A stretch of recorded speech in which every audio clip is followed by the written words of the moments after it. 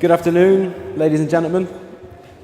I'd like to welcome you to the wedding of Mr. and Mrs. Bruzas.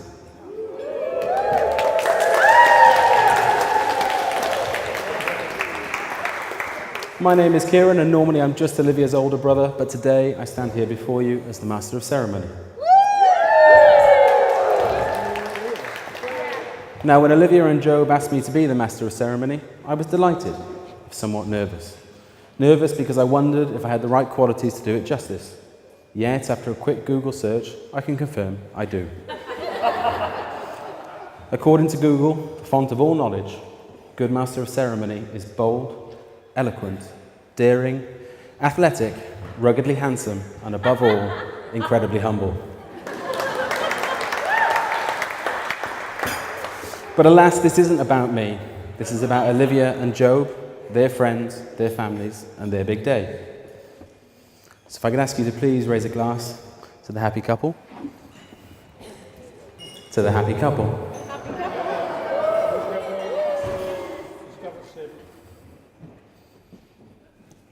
Now, first to say a few words is my dad. It goes without saying that Olivia is the apple of my dad's eye. I won't say favourite, but close. And given that I've seen my dad get emotional when she makes him a particularly good cup of tea, the next few minutes promise to be extremely interesting. You may have to bear with him, but it'll be worth it. Please welcome to the floor the father of the bride, my dad, Ian Spence.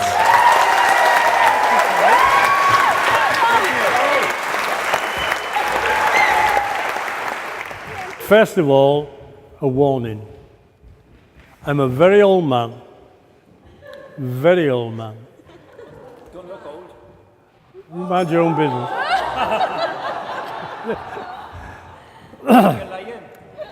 And it's a scientific fact, somebody at the golf club told me, that the older a man gets, the more prone he is to tears. So, be prepared. Welcome at... Oh, sorry. Takes a professional to tell me. Welcome, everybody. On behalf of Glenys and myself, let me welcome you to this very special occasion. I'm very proud to say I'm the father of the bride, but some months ago I was slightly thrown by a piece of paper I saw. Job was clearly planning something, and on it he had Ian Spence, F.O.B. Now, come on, I'm not fat. Slightly overweight, maybe. I'll just do your back of your waistcoat up, Dad. Thank you. Old, yes. But, you know, but then, of course, it said Glenys Spence, M.O.B. Oh, come on. She's not always sweetness and light and giggling and laughing. Goodness me, I am. But miserable, I don't think so.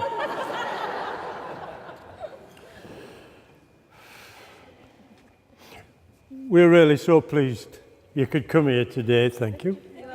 Do you want to hold it up? You want to stay there? So pleased you could come to what we hope will be a wonderful celebration. Here we go, the old man, right? Of two very special young people. One union we trust that will be filled with love for the rest of their lives.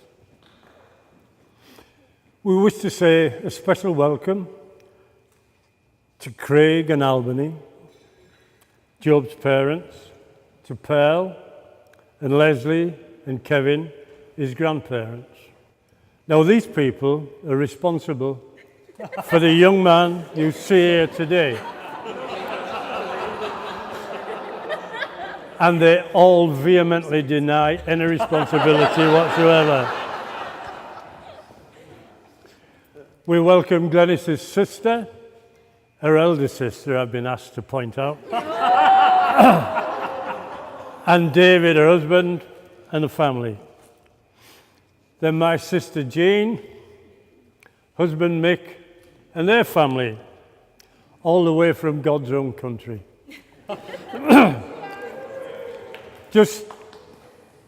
We'll have a few bars of Ilkimo Bata later. Let me say, they only just made it in time. That's a sort of a family joke. Our son Kieran and his wife Hannah, and Clementine, Olivia, Rose, Spence.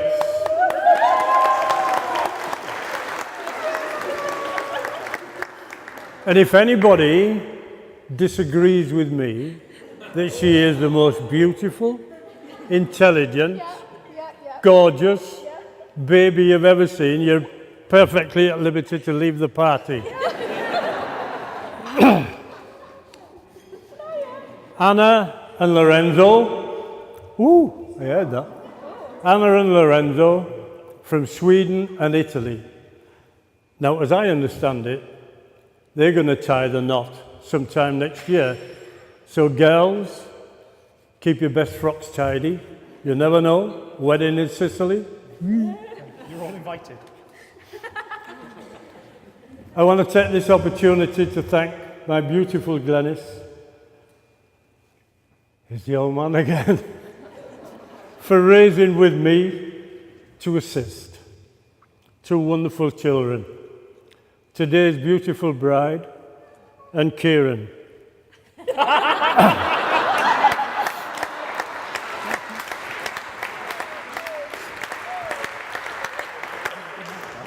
That was an unconscious clap. I didn't expect that one. On Mother's Day this year, Olivia sent her mother a card that said, "When I open my mouth, my mother comes out." And that's so very, very true. So Job, if you're very lucky, in about 40 years, this is what you'll get.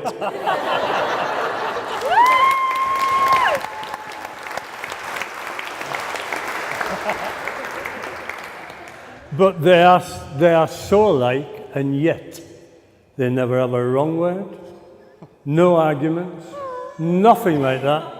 And if somebody could catch one of those pigs as they fly past, I'd be very grateful. Days like this, for a father, are days of very mixed emotions.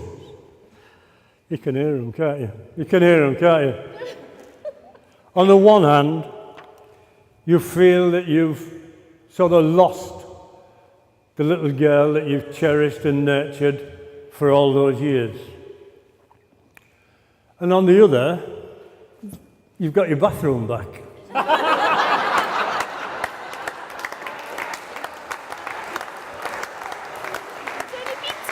Hang on, I've got them mixed up. So you'll have to... Okay, what do you need? 7.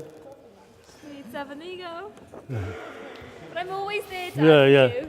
Always me back. Yeah. When Olivia was born, the doctor that was delivering her shouts, "Oh, she's beautiful." That was immediately after Glenys had stopped hurling obscenities at nursing staff. "You said the second one would be easier. Where's the bloody epidural?"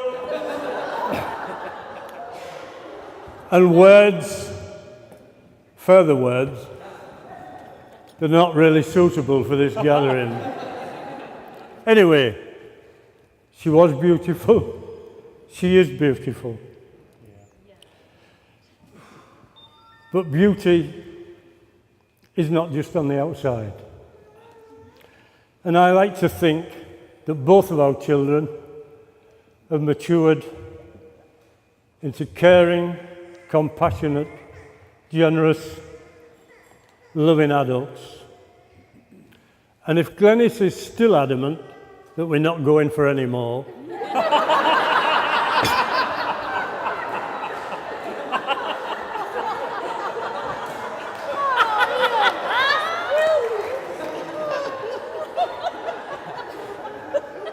all right? and I'll settle for these two. Just en passant, as it were, no one, as far as I'm aware, either at birth or at any time since, has accused Kieran of being beautiful. Just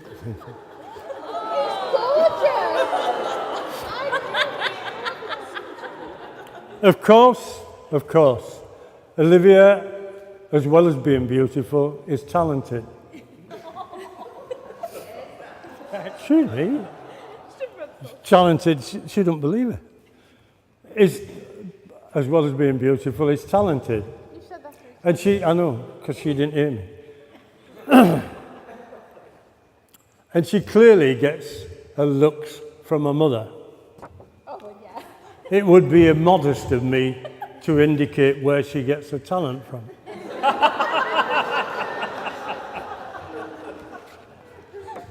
As a girl, Olivia always had animals. We had 3 golden retrievers, a rabbit called Crunchy, who still mourned,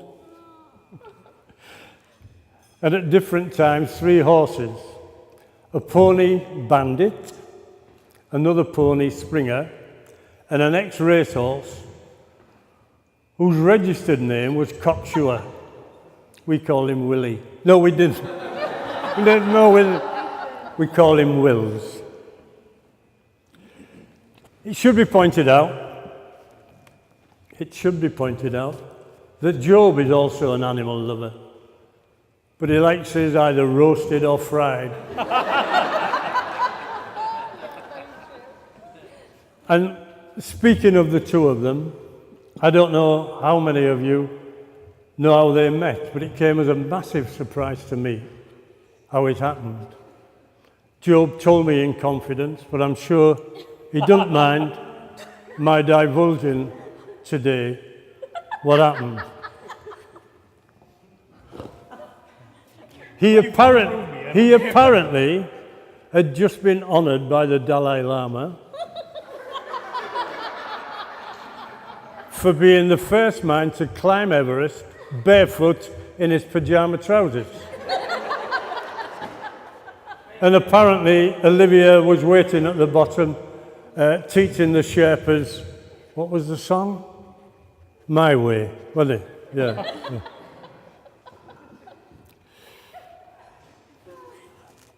I, of course, as her father, have always been there when needed, when she was a baby, from right through. And of course, when she wet herself, when she was sick all over the place, when she was crying, screaming, but she swears somebody had spiked her drink.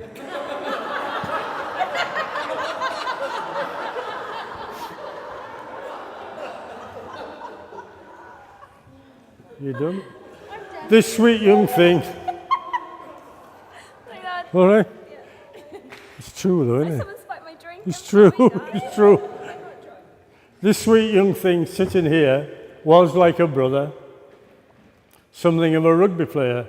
She played for Birmingham Uni, and during thank you, girl. Yeah. This that did. And during her year in France, she played first-class rugby for Nancy Session, Texan saying. But of course, her passion, apart, of course, from Job, is her music, singing and writing her own songs. And I think she would agree that Glenys and I, over the years, have been her biggest fans, following her and her band 3 or 4 times to London, watching her every night in Turkey, where she was for 3 seasons. Sometimes we were part of the act. Then when she had a winter doing the clubs in South Wales, we were her biggest fans. Sometimes we were her only fans. But we were expected to be there regardless what the problems were or anything. And I went into hospital for a heart transplant and a triple bypass. I went into, excuse me, who wrote this bloody lot? I went into hospital for a heart transplant and a quadruple bypass. Sorry, got that wrong. Missed one gig. She didn't speak to me for months. I don't know if I can laugh. Glenys and Olivia last year were in Rhodes for a girly week, and Job was staying with me. And he'd been uncomfortable all evening. And then he said, Ian, I've got a rather awkward question to ask you. And I thought, oh, he was between cars at the time. I forget which ones. Because that's how he drives, between cars. And I'm thinking, he's going to ask me for a loan to buy another car. And I thought, yeah, I'll do the deal. Yeah, that'll be fine. And he said, I wonder if you would mind if I asked Olivia to marry me. Yeah? Why the bloody hell didn't you ask for the loan?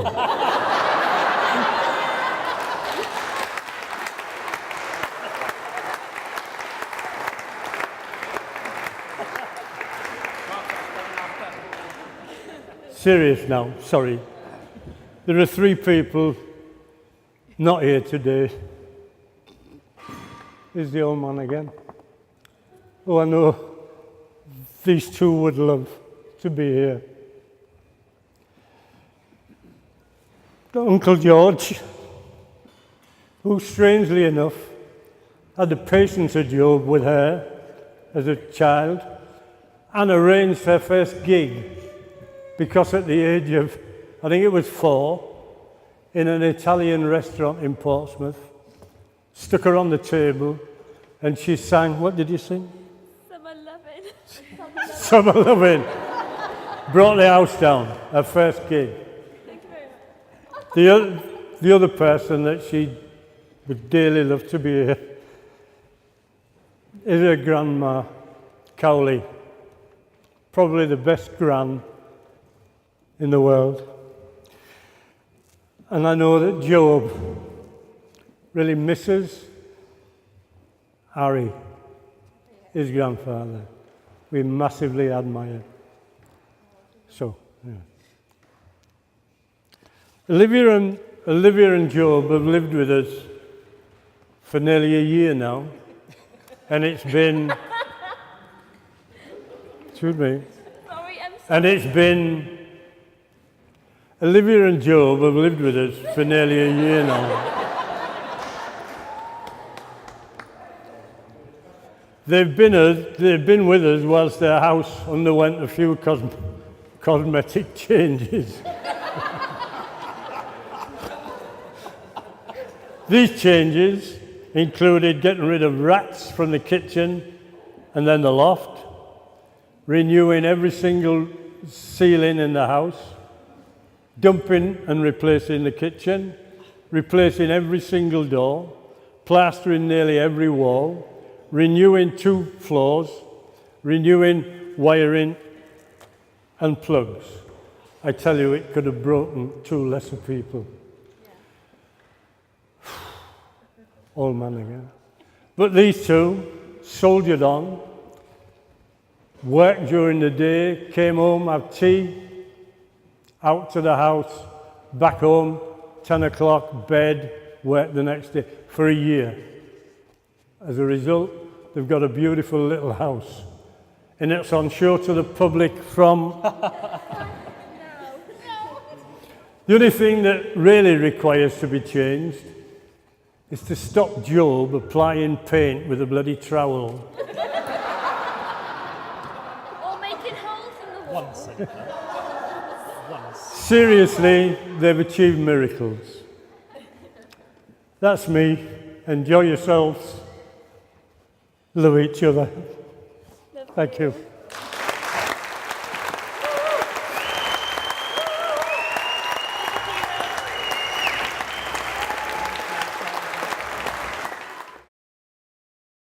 When my sister first called me to tell me she was dating a man called Job Bruzas.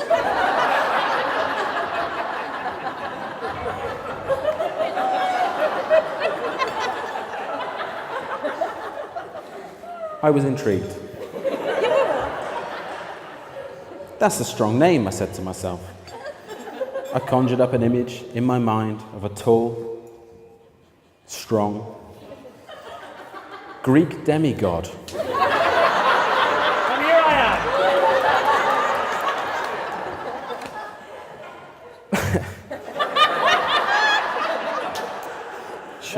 Shouldn't laugh at your own jokes. Shouldn't laugh at your own jokes. But no, that wasn't to be. She meant this Joe Bruzas. But that's okay. You know what? That's okay. Because Joe Bruzas is his own man. Yes, his favourite drink is Archers and lemonade. And yes, he likes musical theatre more than my sister. And yes, he does get acid reflux after eating too much white bread at an unsurprisingly young age.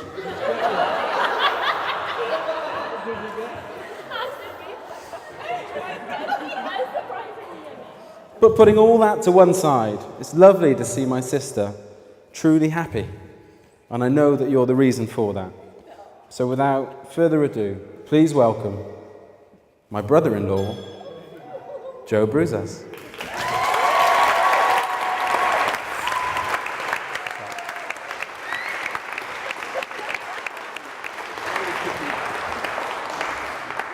Thank you very much. Thank you, Kieran. And Ian, thank you for those kind words too. I knew that Ian's speech would be hard to follow, and I was right. Did anyone except for the people on table 10 understand a word that Ian just said? Diolch I chi gyd am fod yma heno, prynhawn yma I ddathlu gyda mi. Thank you all very much for being here to celebrate with us today. Friends, family, distinguished guests, on behalf of my wife and I, or if you prefer, my most recent ex-girlfriend, I would like to thank you all for being here today to celebrate with us. Mae'n bleser I fod yma gyda gymaint o deulu a ffrindiau. Mae'n ffantastig I fod yma. Mae'n golygu'r byd i'r ddoi ohonon ni. It's wonderful to have so many of our closest friends and family, and somewhat comforting to know that my funeral should be really well attended. We wrote our guest list over a year ago because we really knew who it was that we wanted to be here with us. It was actually a very easy decision. So we really want to extend our appreciation to everyone that's made it here today, because it really wouldn't be the same without you. It would have been a lot cheaper, but it wouldn't have been the same without you. I'm not big on cheers to this person and cheers to that person, but there will be a few commands to raise your glasses as I speak. So, Glenys, if you can just try to make that drink last throughout the entire speech, that'd be great. Oh, it's gone. Get a top up for the mother of the bride, please. Top up, please. As most of you... They haven't been any toast yet. She's finished. As most of you, particularly my friends know, I never really expected to be standing here. I never expected to get married. Never expected to get married. And when I spoke to Hugh, my best man, about taking a wife, he was actually incredibly supportive. In fact, he said if I just wanted to take his wife, that would be okay with him. I think Helena, my maid of honour, was probably as surprised as Hugh, but she probably also felt quite a lot of disappointment. We'd always been each other's backups. If neither of us were married by the time we were 40, we were gonna marry each other. The upside is that I'm still open to that arrangement, and I will have had at least one dry run at running a wedding. Forgive me if this speech goes on a little, but as you can imagine, there aren't many occasions where Olivia allows me to speak on behalf of both of us. What a strange feeling it is to be standing here, a married man. I never wanted to grow up as a kid, and that mentality had lived with me my whole life. And in the last 12 months, I've got a joint mortgage, a life insurance policy, a sensible car, a shed in my garden, and now I've taken my first wife.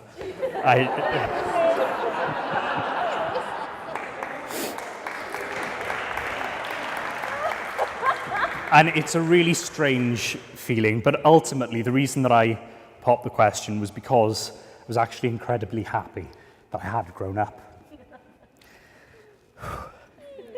He's an old man.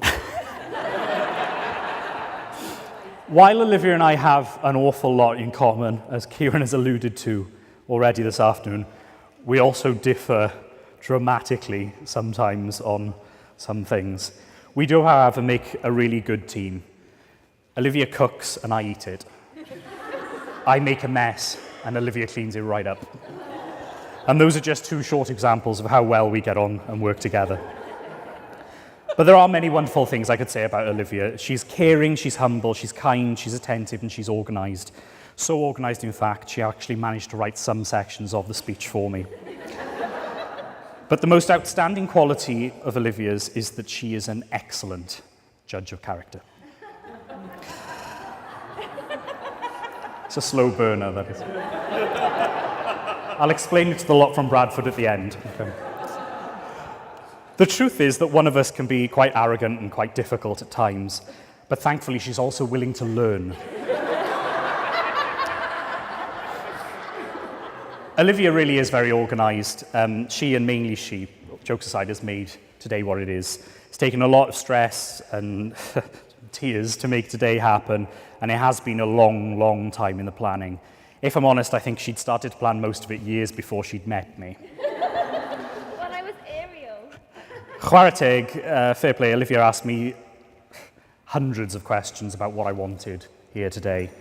Naturally, they were all immediately dismissed. But I was approached, and I really appreciated that. Olivia wasn't expecting the proposal, and when I asked, there was a short delay in her response, which initially worried me. But later I realised she was actually counting how many vegetarians there would be in the room. There are 7 of them, and I'll point them all out to you later. I remember the big question very clearly. It was nearly 8 o'clock on the 14th of May last year when I finally plucked up the courage and asked the question. I got down on one knee, and then I got down on both knees, and I begged Ian to pay for my wedding.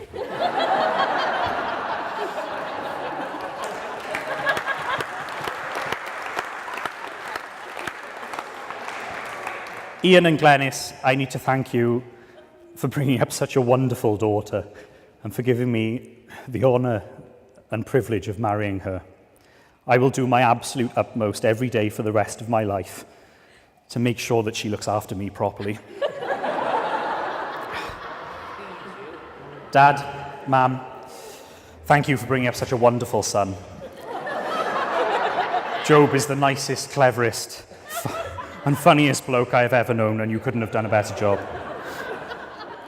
My father has always been a man of few words, and when I told him that Olivia and I were getting married, he did pass on 2 pieces of very important information on to me. Firstly, he said that we should get married as early as possible in the day, so that if it didn't work out, we'd have the rest of the afternoon to do something productive with. Secondly, he said, you must never forget, Job, there are 3 rings involved in a marriage: an engagement ring, a wedding ring, and a suffering. If you're lucky, they won't all last forever. I do need to pay a huge gratitude to Ian and Glenys for everything they've done for me and Olivia. Without their input, today certainly wouldn't have been possible. Not only have they paid for the seats that you're seated on and the wine that you're quaffing, they've also been the most kind, understanding, and patient people, certainly more than Olivia and I have been while we've been living with them for the last year. They've welcomed me into their home and their family. They've picked up sweeping brushes and paint brushes.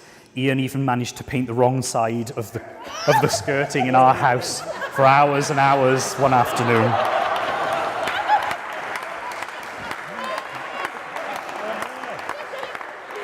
And telling him when he looked so proud of himself was one of the most fantastic things I've ever had to do.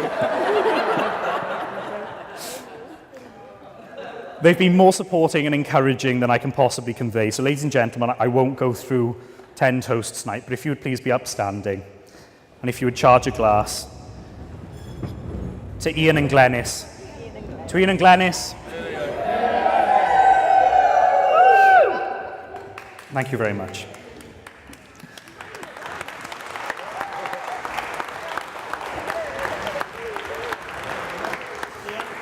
Olivia is one of the most resilient people I know. As most of you know, we bought our first house and had the keys given to us exactly a year ago today. And as Ian said, it has been an absolute nightmare. The floors needed ripping out, the ceilings needed ripping down. We took 25 tons of rubble out and replaced it after noticing there was a problem with rising damp. God knows whatever else. And we had to move back in with Olivia's parents for what was first 1 month, honestly. 3 months at the most. It was 9 months later.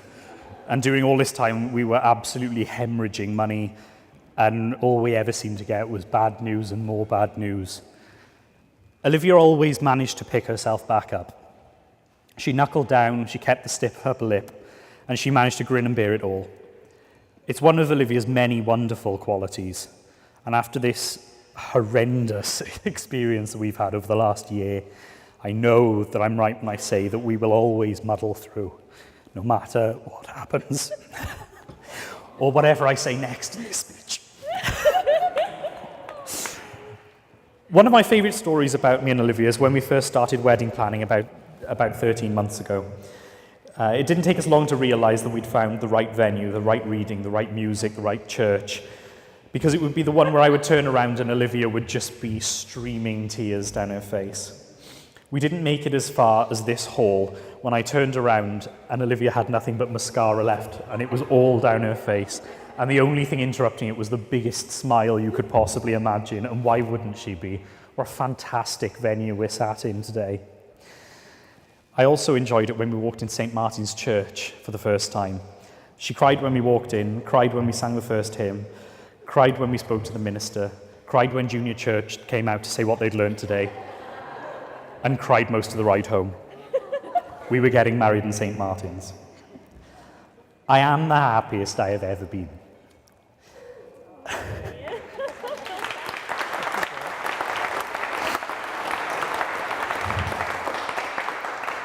And I know everyone says that life is perfect. And we finally got there. As everyone does, I looked for certain qualities when I was finding a partner. She had to be beautiful, she had to be witty and kind, she had to be confident, she had to be exciting, and I went on a lot of dates. And the ladies on that table there will probably tell you some of the most haunting stories you'll ever hear. But when I met Olivia, I found someone with all of those qualities, and so many more that I wasn't even looking for. I've managed to hold it together today so far, so I'm hoping to make it until the end of the speech. Come on, Jim, come on. We believe in you. We've already had a wonderful day today, and I know I speak for everyone when I say, that I'm looking forward to the rest of the evening. I need to thank the Coal Exchange because we've had a wonderful day. Olivia and I will always be in your debt. There we go. It's another slow burner there. Picking a best man was always going to be difficult because I was stuck with who. I was the best man at his wedding, so I suppose we both lost out there, really. Following the infamous speech I gave at Hugh's wedding, he was a little nervous about the pressure that had been put on him today. So he asked me what it was that I expected from him. I told him all he had to do was turn up, smile, and look half decent. Thanks for turning up. I'm hoping he'll redeem himself with the speech. I do sincerely need to thank Hugh, though, for the hours and hours he's put into this wedding. Olivia and I really do appreciate all three of them that we squeezed in this morning. Hugh and I have been friends for a long time, and if there's one thing I need to tell you about him, it's that he is always telling embarrassing stories about other people when really he's talking about himself. So you should really bear that in mind for the next sort of 10 minutes or so. I'm very lucky because I have so many wonderful friends, which is why Helena is also here today, acting as my maid of honour. I've always surrounded myself with the most wonderful people. I've never had fair weather friends, but wonderful friends, and almost all of them have made it here today, and I think that that's wonderful. That Helen lives in London and Hugh works in London, that Sarah and Mared have travelled down from Carnarvon in North Wales, that we've even managed to get two Americans who've travelled 5,000 miles to be with us today. We've had people fly from Peru to be here with us on Olivia's side. And I just think that that's a wonderful testament to the friendships we're both able to boast. Every single person that's here today is important to us, and this long-awaited day wouldn't have been the same without you. I have to thank you all for your generous gifts. Olivia and I totted her up about an hour ago, and you have almost paid for yourselves, which is great. Recently, Ian, my father-in-law, Ian, got back in touch with his family after a long period, and it's wonderful that we've managed to get those here as well. I think we were about 20 minutes into meeting them, or meeting back up with them, when Olivia was calling Jean her Auntie Jean. She didn't think twice about inviting them to be here, to be a part of today with us. So could we all please raise a glass to family and friends, old and new. To family and friends, old and new.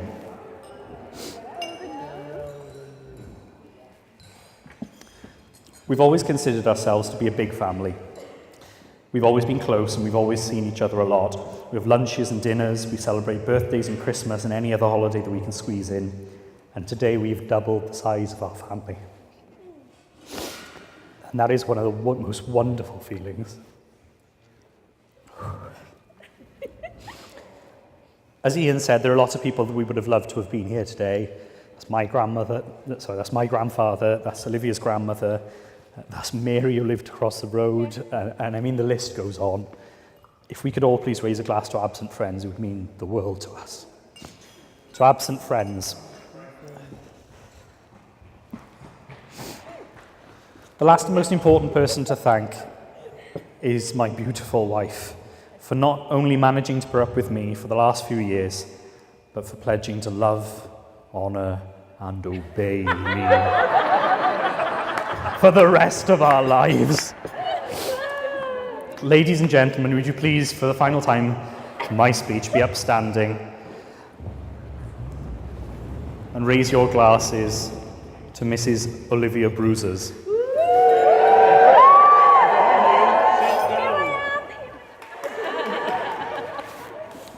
Thank you very much. That's it from me.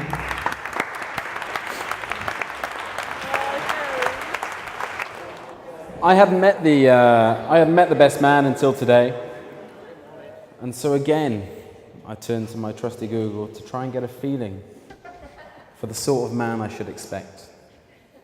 What I stumbled across was the tradition of where the best man hails from. The concept of the best man is thought to have originated with the Germanic Goths in the 16th century. You can tell this is from Wikipedia. He was the best man for specifically the job of stealing the bride from her neighbouring community or disapproving family.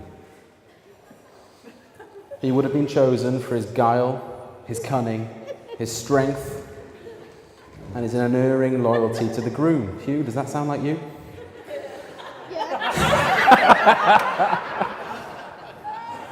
Modest as well. Ladies and gentlemen, please give a warm welcome to the best man, Hugh. Hello, Shemai. Is there enough Welsh for you, Job? Yeah? Cool. Well, here we are.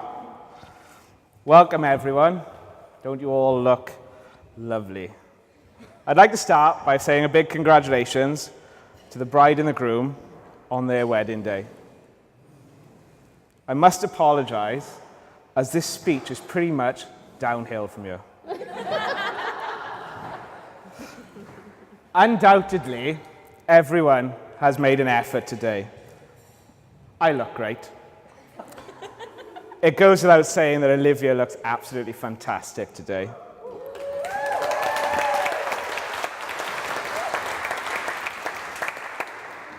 The bridesmaids look great. Olivia's parents, Job's parents, my wife looks fantastic, and Job, who chose to wear purple. I've never been one for speeches, so I'd like to take this opportunity to thank you all for coming to the wedding of my best friend Job and his new wife Olivia, who is, quite frankly, as I'm sure you'll all agree, well out of his league. For Job and Olivia.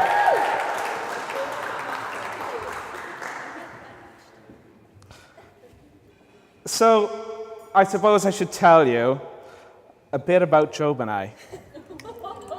As this speech is more than just about Job, and he bet me my speech wouldn't be any longer than his best man speech at my wedding, which stands at 20 minutes and 37 seconds. I hope you're all comfortable. We've been friends for as long as I can remember.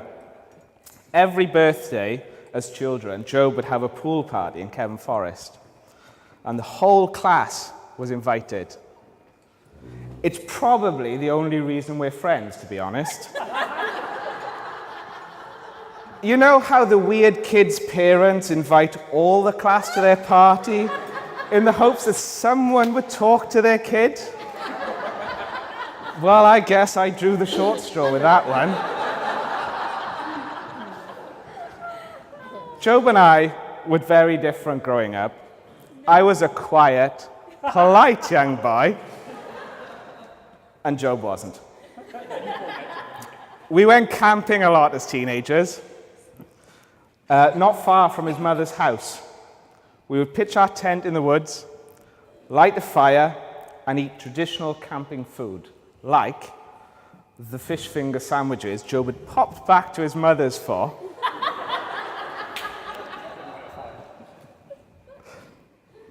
But as we got older, Job decided that he was far too cool for camping, which I'm pretty sure doesn't come as a surprise to most of you. Not long after, Job got his big Hollywood break by starring as young Galahad in the film King Arthur. They sent him up to Scotland for filming. They taught him horse riding, they taught him sword fighting, and no doubt they taught him how to act. All for it to end up on the cutting room floor. However, if you watch the director's cut, he's at the very start of it, or so he claims, way off in the distance on a horse.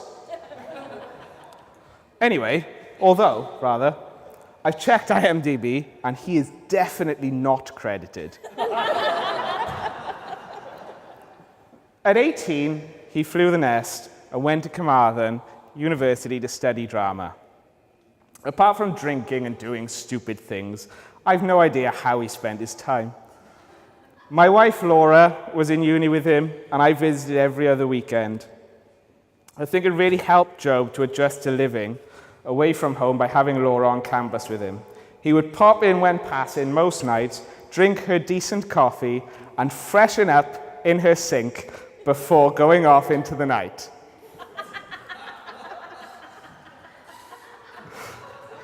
I had some great times in uni with Job, like the time we carried that mattress across campus because the Americans were leaving and their mattresses were far better than yours. Which, given the fact that we could fold his mattress in half, was probably right. I've been trying to think of all the hilariously funny and laddie stories that Job and I have had over the years, and to be honest, there aren't any. He's about as boring as they come. But thinking of all the things we've done, there's a recurring theme. Job's just not the best at booking hotels. When Job was in uni, we decided to go to Tenby for the weekend, and it was only down the road from Carmarthen. Job booked the hotel, and we were recommended a small Italian restaurant near the harbour. What seemed like a simple, foolproof plan turned out to be anything but. We soon realized the restaurant was a la carte. Well, around the time my steak arrived, all alone on a plate, and we hadn't thought to order sides. Being only an apprentice at the time and earning 120 quid a week, and Job being a student, we hadn't planned for a la carte dining. We laughed all the way back up the hill to the hotel until the morning when we arrived at the front desk, money in hand to check out, and found that Job had missed the small print with the hotel. The price was per person and not per room. That was the first of many weekends away I've had with Job, and for someone who's on holiday as much as I'm in work, his booking skills don't seem to be improving. Olivia, I hope you have double-checked this honeymoon. For our 23rd birthdays, Job booked a lad's holiday to Dublin. We did all the things you'd expect lads on tour to do. We went to Temple Bar and we had a Guinness each. It turns out we don't like Guinness. We went all the way to Dublin to find out we don't like Guinness. Laddiest of all, we went for a romantic meal for two. Wine, yes, Job and I. Wine. We had wine, we had steaks, we had the works. Job was so impressed that he decided to compliment the restaurant via Twitter with the hashtag #MoreWinePlease. 5 minutes later, they brought him over a glass of wine after seeing his tweet. It was a first for Job and the waiter to have received an order via Twitter, although Job was rather annoyed when the wine he'd ordered via Twitter ended up on the bill. Checking into the hotel was just as interesting. Job, who by now should have learned to read the small print, missed the part where the hotel was under refurbishment. And the room he'd booked could not be guaranteed. So our twin room became a double. But it was fine. Because they gave us a second duvet, which I'm sure you're still gutted about. And then there's a time we went to Thorpe Park. Clang. Not long after Job and Olivia had met, Job had suggested the four of us go out together. Having booked 2 days at Thorpe Park with a hotel, we headed off early Saturday morning. We arrived and checked into our room, which in itself was interesting. It was a 40-foot steel container with one window, a bathroom, a bunk bed, and a double bed that we got to share between the four of us. Apparently, nobody had a very good night's sleep as someone was snoring. I have no idea. Anyway, we get into the park, and the first ride we come to is sort of a pendulum swing ride. Jumping off the ride, adrenaline pumping, we notice that Job is lagging behind. As it happens, Job isn't a fan of rides at all, and says to us, with a sweaty, green look on his face, "Oh, that was horrible. I don't want to go on anymore." And that was it. He went on maybe 2 more rides that weekend. The 2 days, he went on maybe 2 more rides, but spent most of it waiting for us at the exit like any good mother would. I got married last year, for those of you that don't know, and Job, being my best man, had to arrange the stag, which he did, if I'm honest, a pretty decent job of. Although, true to form, the hotel we ended up in was hotel number 3, but I won't go into that. I wasn't long back off my honeymoon when Job invited me over to tell me the news of his engagement to Olivia. Surprised and confused at what he just told me, I asked him again to make sure I'd heard correctly. "Olivia, it's a testament to you that Job proposed. Not many of us thought that he'd be getting married anytime soon." Given that I'm pretty much the only male friend that Job has, it was pretty obvious that I was the best choice for this position. In fact, I'm not entirely sure you officially asked me to be your best man. Anyway, I was tasked with booking the stag do, which had 2 briefs, Greece and boat.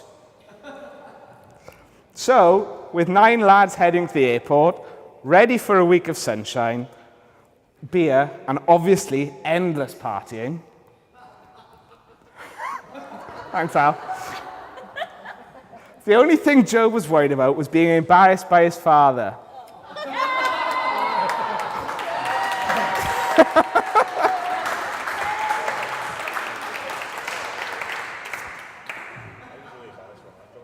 Who would have thought that Job would be the embarrassing one?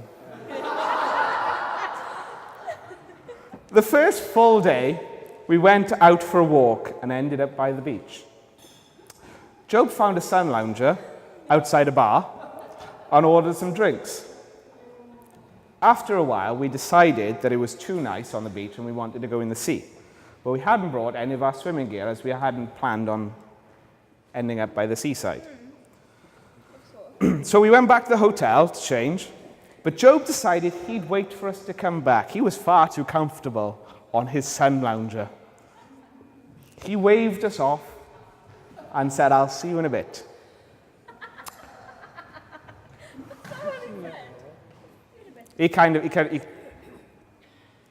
After about an hour and a half had passed, by the time we were back to the beach, I was worried that Job would be annoyed that we'd taken as long. But it was actually the opposite. He was disappointed to see us.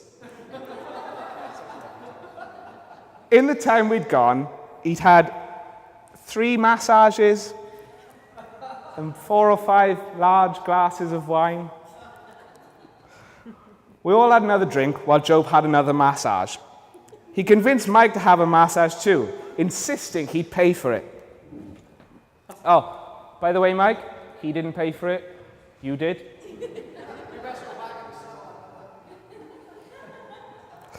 When it was time to head back to the hotel, Job was well past his best. And Mike had managed to catch up. So I ended up carrying both of them. I ended up carrying both of them home like the most unlucky eligible bachelor in Greece with one on each arm. Upon eventual arrival to the hotel, Job was presented to his father in what can only be described as a dribbling mess. Random mumbling ensued, followed by projectile vomiting, and I quickly left Craig to it, which I'm sure you appreciated. So, that's Greece and Job's princess time dealt with. There was only one thing left, the boat. We rented the best boat we could afford, which wasn't great. It didn't have a canopy, but it did float. We had this boat for about 6 hours. We all jumped aboard, beer in hand, and set sail for the island in the distance. We nominated Colin as the captain, not because he was the most responsible of all of us, but because he's half Scottish, and there's no way he was going to be paying for any damages. We had a fantastic time sailing around doing nothing, even if our boat had been sabotaged by the owners in the hopes we'd call them for help. But alas, I managed to fix it no less than 3 times during the day. And I must say, the look of disappointment on the boat owner's face when we returned to the boat in full working order was quite amusing.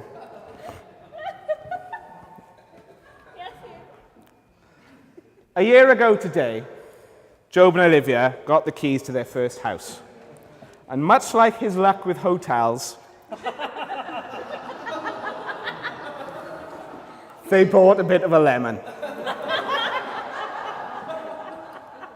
But after 10 months, of blood, sweat, tears, Job finally learned the meaning of DIY. No, we have. You still need to teach him. Oh, wow, you need to teach him. No, you do. Well, they finally got to a point anyway where they could move in. One thing I will say is my ability to write and present a speech may not be great, but my wiring skills are top-notch, as I'm sure Job and Olivia will agree. Law, how's this cleaning? Hang on now, this is my speech. And, on that note, if anyone needs any electrical work doing, I will be leaving my business cards on down the front for any of you to take. In all honesty, I have known Job as long as I can remember. My mother refers to him as her adopted son. And given that he annoys me most of the time, like all brothers do, I guess she's not wrong. If anything ever happened, I know he would be there straight away. Most people wonder why I'm even friends with him, as we have... Oh yeah, sure. as we have literally nothing in common. But again, just like brothers, we're stuck with each other. And with that, I would like to offer my congratulations to the bride and groom and wish them all the very best to Mr. and Mrs. Bruzas with whatever the future may hold. You don't marry someone you can live with, you marry someone you can't live without. Job, Olivia, llongyfarchiadau.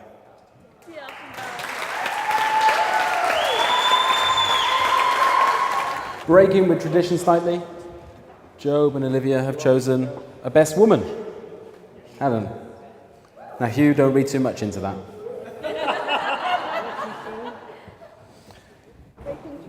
Job met Helena on his 13th birthday, and they've been friends ever since. Now, some people write speeches, some people write good speeches, and some write songs with lyrics and perform it on a grand piano in the corner. Welcoming, quite literally, to the stage, Helena. Hello. So for everybody who does know me today, there are a lot of you who have never met me before and will possibly meet me a lot from now on. My name is Helen, and Job has been my best friend for the last 15 and a half years. As said, we met on Job's 13th birthday at a Saturday stage school in Pontypridd. And one of the first things that I remember we bonded about was how wonderful it is to be an only child. I mean, it was just fantastic. And ironically, through a bond like that, Job has become the closest thing I've ever had to a brother. And that is special for another reason today, because it means that by that standard, I've also gained a sister-in-law, and a pretty beautiful one at that.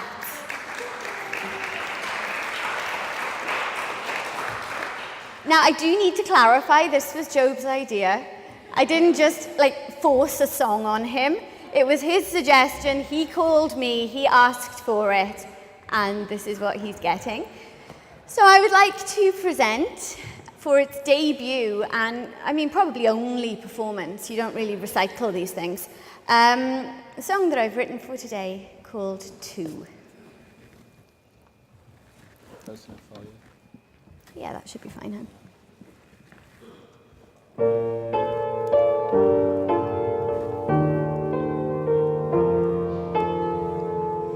You probably know how the story goes.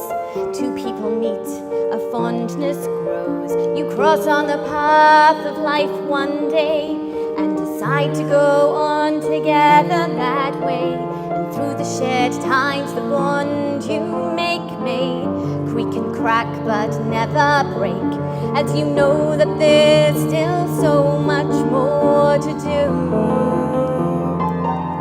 For Job and I, now Olivia too.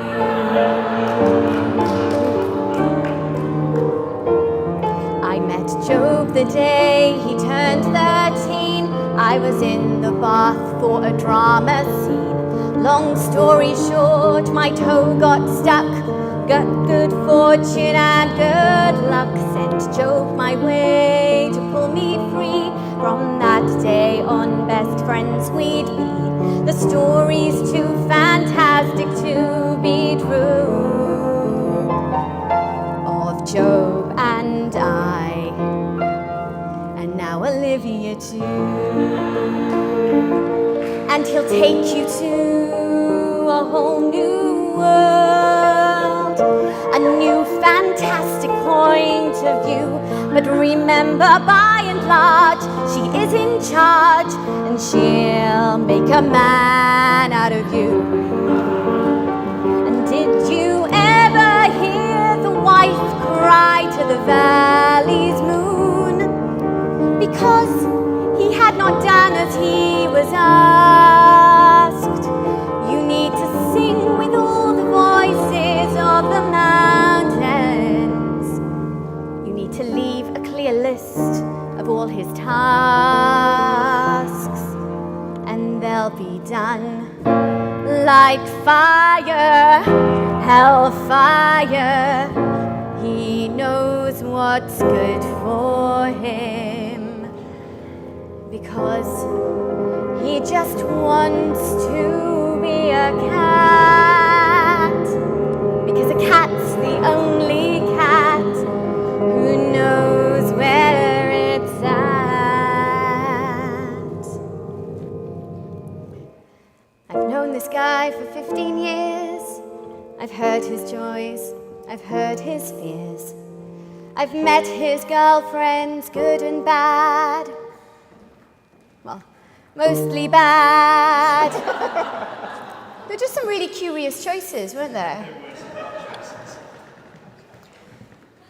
But I say with all sincerity that Liv and Job are meant to be. His heart to which she holds the key, the times he stares that she won't see, the patient saint that she must be to soothe his irritability. A couple straight out of Disney, starting ever after happily. So raise a glass and toast to all that's true, to Olivia and Job, and sometimes me too.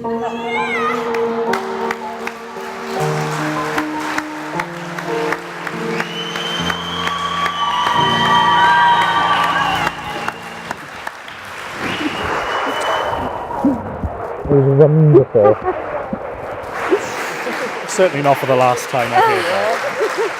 I didn't know I could do it.